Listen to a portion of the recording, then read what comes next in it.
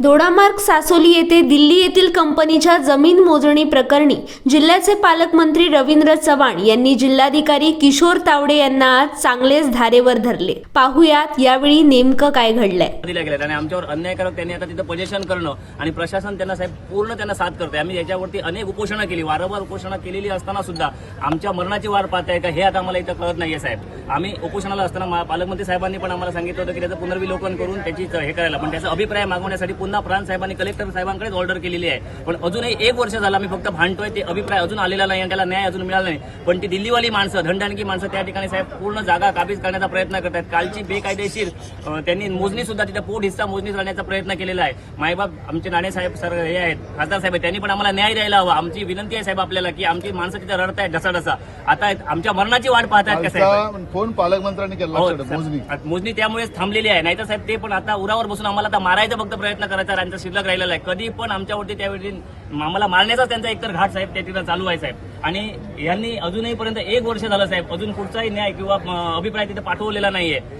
Collector साहेबांना आणि प्रांत साहेबांना वारंवार निवेदन देऊन कुठल्याही निवेदनाचा त्यांनी दखल घेतली नाही। आज 2 वर्ष त्यांना निवेदन देतोय, पण फक्त आणि फक्त कागदाची हे देवाणघेवाण इकडे हे तेच चालू आहेत।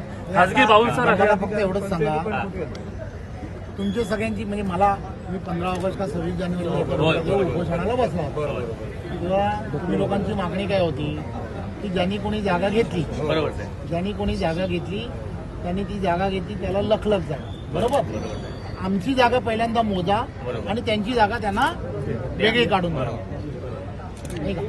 काय किती सोपी मागणी आहे, हे काही विरोध करताय कोणाला?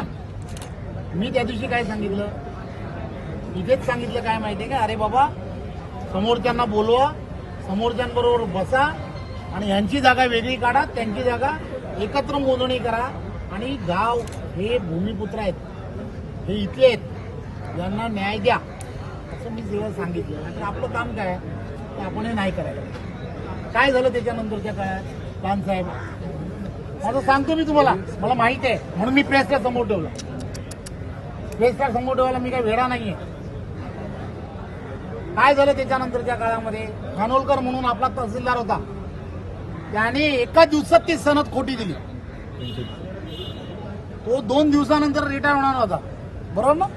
2 दिवसानंतर रिटायर होणार होता। आपण काय म्हटलं की हे सगळेजण म्हणतायत ना, हे सगळं चेक करा। गेले खेळ चाललाय, एक माणसाच्या पाठीमागे पूर्णच्या पूर्ण प्रशासन चाललंय। मी असाच एकदा आहे ना, याच्याच एका बैठकीला मी बसलो होतो, इथून मला उठून माझ्यासाठी सुद्धा जावं लागलं। असं कारण काय, तर ह्या सगळ्या गोष्टीला कोणीतरी आपण पाठीशी घालतो। काल त्या लोकांनी त्याच्यासाठी स्टे घेतला। सर देखो क्या दादागिरी, देखो क्या ये लोग कायदेशीर चालता है, दादागिरी नहीं, दादागिरी इन्होंने स्टे लेने के बाद में हमारे पुलिस प्रोटेक्शन के अंदर आमच्या पूर्णच्या पूर्ण अधिकाऱ्यांच्या देखरेखीमध्ये त्यांनी मात्र त्याचा आहे ना सर्वे केला।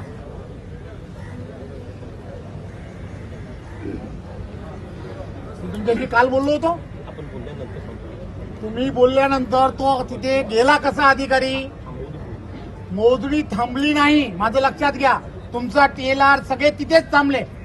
एक तर तुम्ही इथे डिपार्टमेंटमध्ये राहू नका, नाही तर तुम्ही कलेक्टर म्हणून हे करू शकत नाही तर। अरे ही काय पद्धत आहे?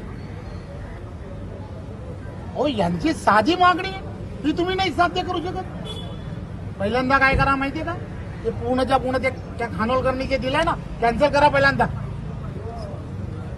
तुम्ही म्हणाला होतात कलेक्टर, तुम्ही काय म्हणाला होता तेव्हा, जेव्हा ही लोक उपोषणाला बसली, यांना मी उपोषण सोडायला सांगितलं, हे चुकीच्या पद्धतीने झालंय म्हणाला होतात की नाही?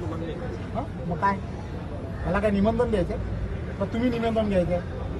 झाले किती दिवस त्याला, कधी बसले होते रे लोक तुम्ही उपोषणाला? 26 जानेवारी